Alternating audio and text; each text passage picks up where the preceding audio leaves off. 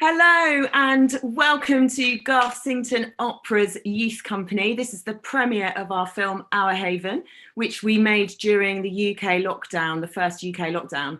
Now, the Youth Company, there's 93 members. They're all auditioned, but we, Garsington, go into lots of different schools and the opportunity is there for lots of young people. So if you watch this and you watch the film in a bit and you think, do you know what, I'd really love an opportunity like that, do get in touch. We'll tell you how to do that later because we would love to hear from you and grow the company. And this film that I said was made during lockdown, we were supposed to go into rehearsals like a lot of other groups for a piece called The Selfish Giant, which we were due to start rehearsals in April, and of course we couldn't because of the lockdown. And so what happened is we then transformed into a live online weekly project, which for everybody who was doing this kind of thing is kind of strange and probably quite challenging at first. So what I've done, I'm not going to talk very much because we've got a wonderful panel here today. Jessica Duchin wrote the libretto to this piece. It's co-commissioned with Opera North. And we've got John Barber, the composer today, who had to quickly adapt some of the songs for this project. Hi, John. Hello. We're going to be talking to John a bit more in a minute. And then we've got some youth company members, some of whom are very new to the company and some who've been with us for a few years. So we've got Nicola. Hi, Nicola. And we've got Barnaby there on his sofa with his lovely cushions. Hi, Barnaby. And then we've got our three siblings. So we've got Satya, give us a wave. Hello. And, hi, Satya and Rujing. Hi. And Zinjay. Hi, Zinjay. Hi. Great to have you here with us, especially all three of you on the screen together. So I'm just going to kick off our little chat by asking some questions, but just to say to you watching, if you've got any questions, do pop them in the chat and we will endeavour to look at them and answer them for you. I'm just going to open it here on my device. So I'd love to ask Rujin what's the most fun thing about being in the youth company, because nobody's seen this film yet, including you, that we made in lockdown. So just thinking more broadly, what's fun about it? The most fun thing about the youth company is that I can sing and dance freely and I really enjoy it. You said you can sing and dance freely. Is that the only place you can do it, or do you do a lot of singing and dancing freely in your everyday life? I do a lot of singing, and I kind of dance too. I like dancing. Yeah. And at Garsington, you feel like you've got the opportunity to do that, do you? Yeah. And Nicola, I'm going to move to you now, because when I met you in your school, didn't I? And you came along to the project, but you were very much, I don't sing, I'm not performing, I'm just here to kind of have a bit of a look, but don't ask me to do anything. And you went from that to performing on Garsington Opera's stage, which is a big, huge stage. So I just want you to tell us a bit about that journey and how you kind of overcame your fears and what it was like. Well, we started with when Garsington came to our school. I was doing performing arts for GCSE, and we had to do it as part of our project. I wasn't really into singing because I was scared. I'm not that good of a singer, but at Garsington, it doesn't really matter. Like, I can sing and dance and perform like without any judgment because it's such a safe and friendly environment, and it definitely helped me with my confidence. Showed me that actually I'm not that bad of a singer. Now, have you got any top tips for anyone out there of how you can kind of develop your singing voice when you felt like you did when you first started? Well, the main one is just don't be scared, just commit, go for it. And if it's not that good at the start, it doesn't matter. Everyone's there to help you. Like, there's so many people, and you yourself, if just practice and practice, you'll get there in the end. Just be confident. Such a nice message. And I'm interested in what you said about being kind of forced to be there, and what changed for you because obviously that must have been quite a horrible feeling to be somewhere that you didn't really feel comfortable. What happened? What changed? Well, so as I said, I didn't feel comfortable because I wasn't really into singing. It was scary, but as I said, the environment that with everyone there, it's so friendly and kind, and everyone's so friendly and kind, and it's so non-judgmental. I just felt safe, and actually it was really fun. Great. And how long have you been in the company? It's gonna be, this year is my 4th year. Great. Yeah. Wonderful. Are you still at the same school? No, I'm at university now. Oh, and you're still coming to the youth company? Yes. Yeah, that's quite interesting, isn't it? That you can still be in it at that age. Yeah. If there's any university students out there and you can get back to our rehearsals, you're really welcome to audition as well. Now, let's move over to Satya in the middle on the sofa with his two sisters either side of him. How long have you been, would you like to tell us, Satya, how long you've been in the youth company, and just a little bit about whether your relationship to opera, because it's not perceived as something that children necessarily sing. So can you tell us a bit about that? Okay, so this is my 2nd year, and when I was younger, I honestly thought that an opera would be something very fancy, very strict, but overall it's been a really, really nice experience. And before I did not anticipate that it would be like this. Standing on the stage is extremely surreal. You just wouldn't think of it when you're younger. So it isn't what you thought opera would be, but what did you think opera would be before you even knew anything about this company or Garsington or anything? I thought it would be all fancy and people wearing suits walking onto a stage and their voices fill the hall. But instead it's just much better, I think, because you get to sing with other people that are extremely talented. Lovely. Thanks, Satya. So now I'm going to go to John. So we're talking about singing with lots of other people that are extremely talented. And Garsington Youth Company, we basically audition on the basis of potential and enthusiasm rather than a polished performer. So just sort of showing an enthusiasm. And I want to know from your perspective, so sort of actually going back to when you were more the age of the young people on this panel, how did you think then that you'd become a composer? Oh, your sound, yeah. Sorry, that's a schoolboy error, isn't it?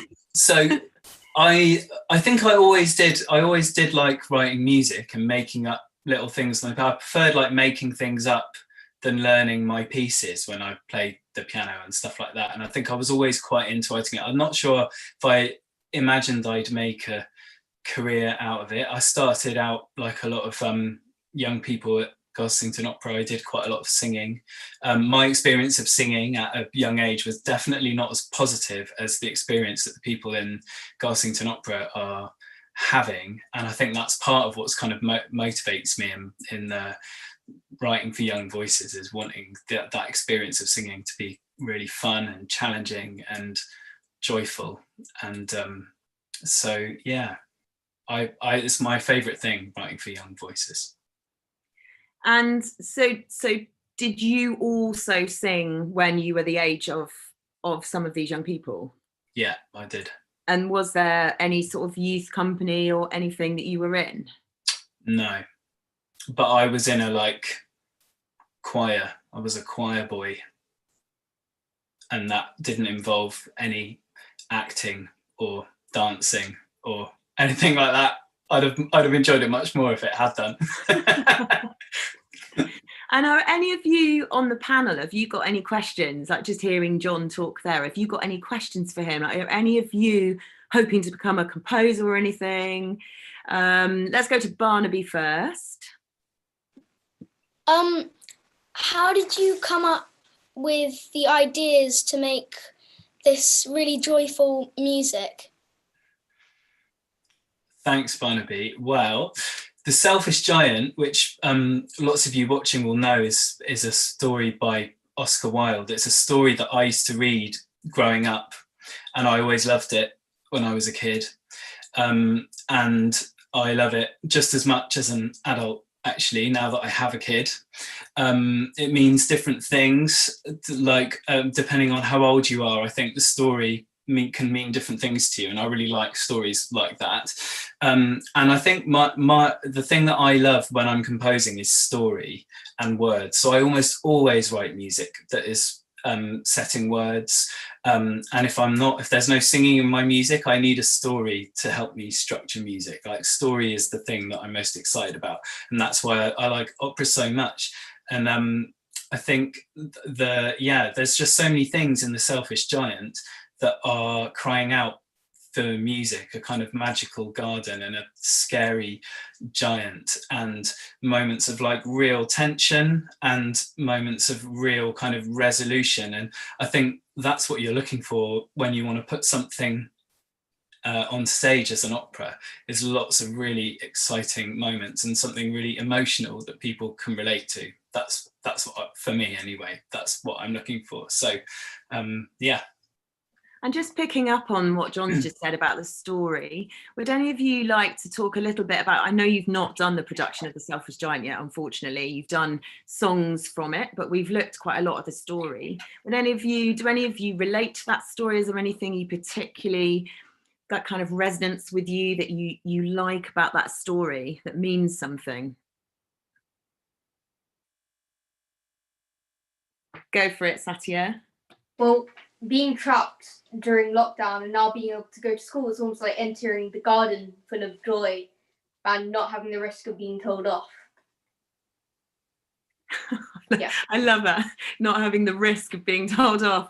So are you all back at school now? Are all of you able to go to school, or college, university, I should say? Yeah.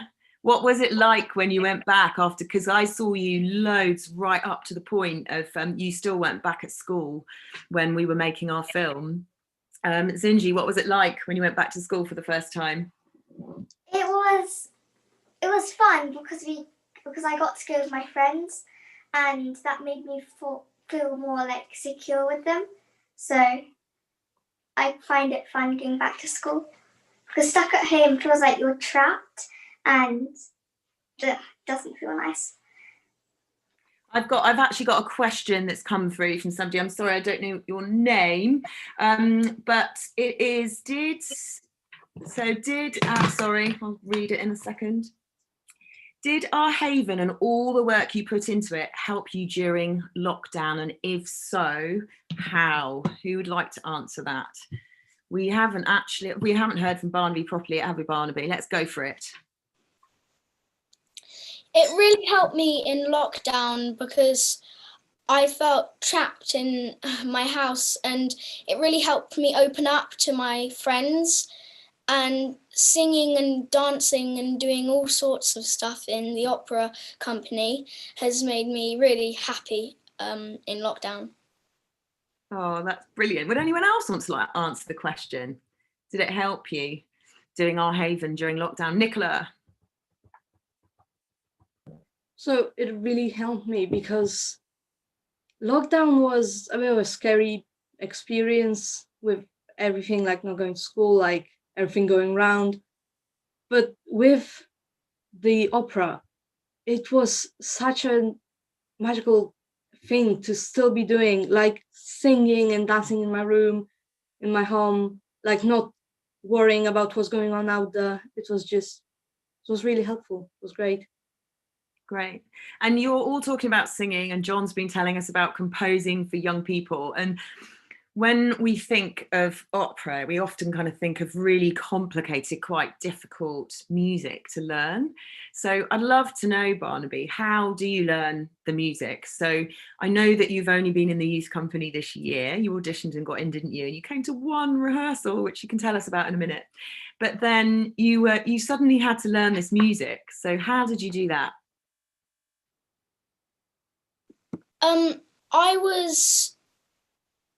I didn't have much to do in my spare time in lockdown. So what I would normally do is probably maybe get out some of the Garsington music and try and learn it. And I kept practicing it in my free time in lockdown, and until it was good to sing.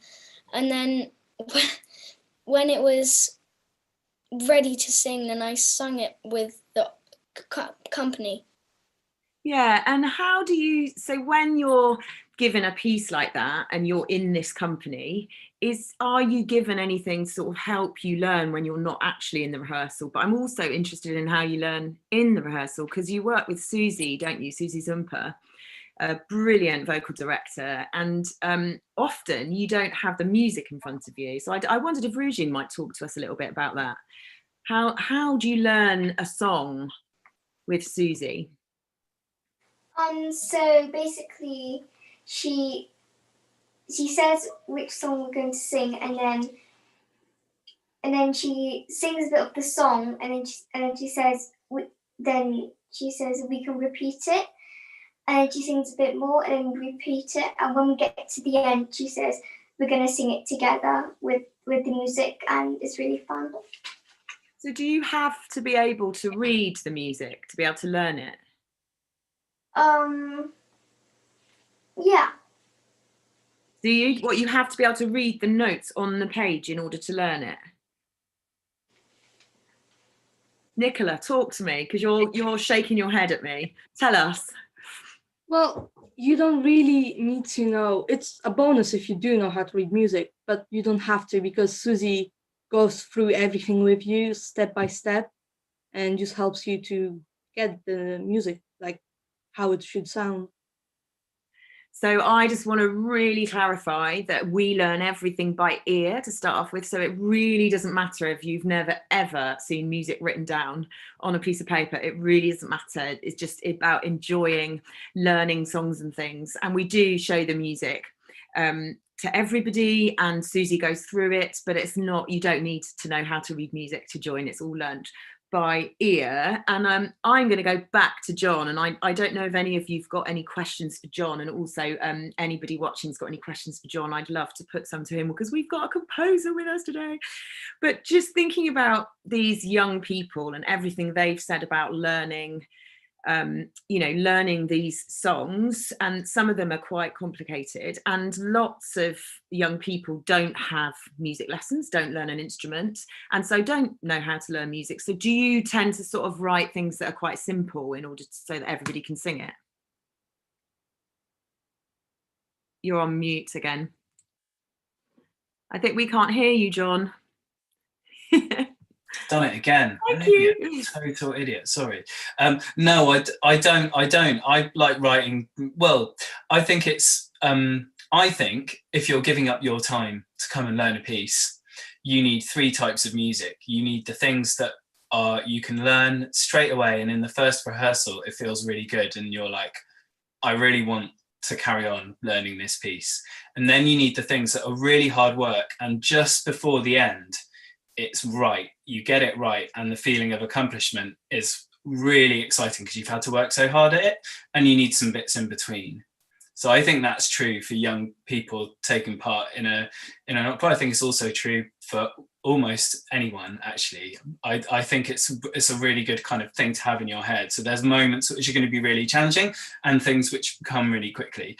And the thing about my experience of working with young voices, either ones who are, having all sorts of music lessons, or just going into a primary school and working with people who may not have had any formal musical tuition, is that, especially kind of working by ear, young people are capable of doing so much. I've had so many experiences where young singers are absolutely smashing it, and the kind of instrumentalists who've turned up on the day to accompany them are the ones having trouble kind of keeping up. So I think you definitely can't write down to young people, but I think there are amazing things that young voices can do which nothing else in music can achieve. It's my favorite sound in the world is young voices singing. So it's the most amazing resource, and you've just got to try and harness it as best as you can to make exciting sounds.